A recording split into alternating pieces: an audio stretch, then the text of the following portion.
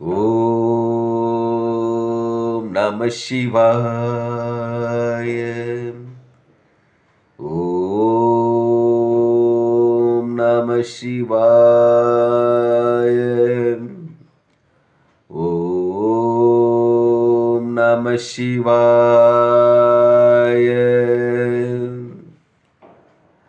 அன்பான சிவ அன்பர்களே, கடந்த நாட்களில் நம்ம சிவபெருமானுடைய தேவார பாடல் பெற்ற ஆலயங்கள், அதாவது தமிழ்நாட்டில் மாவட்டத்தோறும் உள்ள தேவார பாடல் பெற்ற ஆலயத்துடைய வரலாற்று சிறப்பை ஒவ்வொன்றா நான் உங்களுக்கு வழங்கிட்டு வரேன்.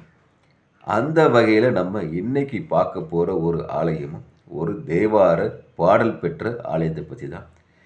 இந்த ஆலயம் எங்கே இருக்குன்னு பார்த்தீங்கன்னாக்கா, தமிழ்நாட்டில் தஞ்சாவூர் மாவட்டத்தில் திருக்காட்டுப்பள்ளி என்ற ஊரில் இந்த ஆலயம் அமைப்பெற்றிருக்குது. இங்கு இறைவன் பார்த்தீங்கன்னாக்கா அக்னீஸ்வராவும், தாயார் பார்த்தீங்கன்னா சவுந்தரநாயகம் நம்ம காட்சியளிக்கிறாங்க. தல விருட்சம் பார்த்தீங்கன்னா வன்னி மரமும் வெல்வ மரமும். தீர்த்தம் சூரிய தீர்த்தம், காவிரி குடமுருகு நதி, அக்னி தீர்த்தம், இந்த மூன்றும் பார்த்தீங்கன்னா தீர்த்தமாக கொள்ளப்படுது. தேவார பாடல் பெற்ற காவிரி தென்கரை தலத்தில் இது 9வது தலமாக பார்க்கப்படுது. தலச்சிறப்பு இறைவன் பார்த்தீங்கன்னா இங்கு அக்னீஸ்வரர் சுயம்புலிங்கமாக காட்சியளிக்கிறாரு. நவகிரக சன்னதியில் அமைந்த அனைத்து கிரகங்களும் சூரியனை பார்த்து அமைந்திருப்பது மிக சிறப்பு. அக்னி வழிபட்ட தலத்தில் இங்கு அக்னீஸ்வரன் பேர் பெற்றது. அக்னி தீர்த்தம் இன்று கிணறு வடிவில் இருக்குது இருக்கு. தேவார பாடல் பெற்ற 274 தலத்தில் இது 72வது தலமாக பார்க்கப்படுது. இப்போ இந்த ஆலயத்தில் தலைவரில் என்ன சொல்லுதுன்னா, உரை ஆண்டு வந்த மன்னன் உரையின் வந்தவனத்திலேருந்து இறைவனுக்காகவே ஒரு செண்பக தோட்டத்தை உருவாக்கி வைக்கிறான். அங்கே பூக்கிற அனைத்து பூவையும் சிவபெருமானுக்கு பூஜைக்காக பயன்படுத்துது. அது அப்படி இருக்கும்போது தன்னுடைய பணியாட்களை அனுப்பி அங்கே தோட்டத்தில் விளைந்த செண்பக பூவெல்லாம் பறிச்சு சொல்கிறாங்க.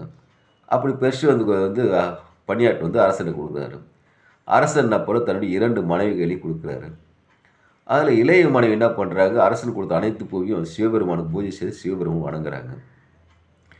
2வது மனைவி பார்த்தீங்கன்னாக்கா அவங்க என்ன பண்ணுறாங்க, அவங்க அந்த அனைத்து பூவையும் தானே சூடி மகிழ்கிறாங்க.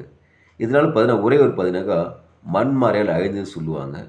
இப்போது முதல் மனைவி இறைவனை வணங்குறதால சிவபெருமான் அந்த ஊரை காப்பாற்றிருக்கிறாரு. அந்த ஊர் தான் இப்போது திருக்காட்டுப்பள்ளியாகவும் நமக்கு காட்சியளிக்குது. இது மட்டும் இல்லாமல் இங்கே ஒரு காலத்தில் அக்னீஸ்வரருக்கு தீராத வயிற்று வலி இருக்குது. ஏன்னு சொன்னாக்கா, உலகத்தில் நன்மை வேண்டி நிறைய பேர் தேவர்கள் அசுரர்கள் எல்லாருமே யாகம் செய்கிறாங்க. அந்த யாகத்தில் பார்த்தீங்கன்னாக்கா எவ்வளோ அளவுக்கு அதிகமாக நெய்யை ஊட்டுறது, இப்போ விறகெல்லாம் வச்சு எரிக்கிறாங்களே, அதில் புகையெல்லாம் உண்டதால் அவர் வயிற்று வலி ஏற்படுது. இதனால் என்ன பண்ணுறாரு, தன்னுடைய வயிற்று வலி நீங்கிறதுக்காக ஒரு யோசனை கேட்குறாரு. அங்கே பார்த்தீங்கன்னாக்கா அங்கே தேவர் சொல்கிறார், சிவபெருமான்கிட்ட முறையிடம் சொல்கிறார். அப்போது சிவபெருமான்கிட்ட முறையிட போகிறாரு அக்னீஸ்வரர். முறையிடும்போது சிவபெருமான்கிட்ட வேண்டி வரந்து செய்கிறாரு. அப்படி இது வரம் செய்யும்போது தவம் செய்யும்போது சிவபெருமான் காட்சி காட்சியளித்து அந்த அவர் ஒரு அக்னி தீர்த்த குளத்தை உருவாக்குறாரு. அந்த அக்னி தீர்த்த குளத்தில் நீராடி சிவபெருமானை வணங்கும்போது அவர் வயிற்று வலி எல்லாமே நீங்கி வருது. நீங்கள் உடனே அக்னீஸ்வரர் ரொம்ப மகிழ்ச்சி ஆகிறார். அக்னி ரொம்ப மகிழ்ச்சி கொண்டு சிவபெருமான் வணங்குறாரு. ஐயனே, நான் தீராத வயிற்று வலியில் உங்களை தேடி ஒரு அக்னி கிணறு உருவாக்கி அதில் நீராடி உங்களை வணங்கினேன். வணங்கும் பட்சத்தில் எனக்கு இருந்த தீரா வயிற்று வலி பாவம்லாம் என்னை விட்டு விலகுதா நான் உணர்றேன்னு சொல்கிறார். அப்படியே ஆகட்டும் சிவபெருமான் சொல்லும்போது, எனக்கு இன்னொரு வரம் ஒன்று வேணும்னு அக்னி கேட்குறாரு. என்னென்னா, என்ன மாதிரி வயிற்று வலியாலையும் முன்பினே செய்த செய்த பாவங்கள் செய்த யார் உங்களை இந்த அக்னித்தில் குளிச்சுட்டு உங்களை வணங்கினாலும் அவங்க செய்த பாவங்களும் அவங்களோட வயிற்று வலின்னு தீரன்னு சொல்லி அவள் கேட்குறாரு. சிவபெருமானும் சரி அப்படியே ஆகட்டும்ன்ட்டு அக்னிக்கு அந்த வரத்தை கொடுக்குறாரு. அதனாலேயே இன்றளவும் அங்கே இருக்கிற அக்னி குளத்தில் நீராட்டு சிவபெருமான் வணங்கினா தீராத வயிற்று வலியும் நம்முடைய பாவங்களும் தொலையும் சொல்லி ஒரு ஐதீகமாக நம்பப்படுது. இவ்வளவு சிறப்பு வாய்ந்த ஆலயம் தான் இந்த திருக்காட்டுப்பள்ளியில் அக்னீஸ்வரர் சவுந்தரநாயகி ஆலயம். அதனால் அன்பான சிவ அன்பர்களே, வாய்ப்பை ஒரு முறை உருவாக்கிட்டு திருக்காட்டுப்பள்ளி அக்னீஸ்வரர் சதம் சென்று அங்கே இருக்கிற அக்னீஸ்வரராகவும் சவுந்தர நாயகியாகவும் வணங்கி இறையருள் பெற்று இன்புற்று வாழ்க, ஈசனடி சேர்க.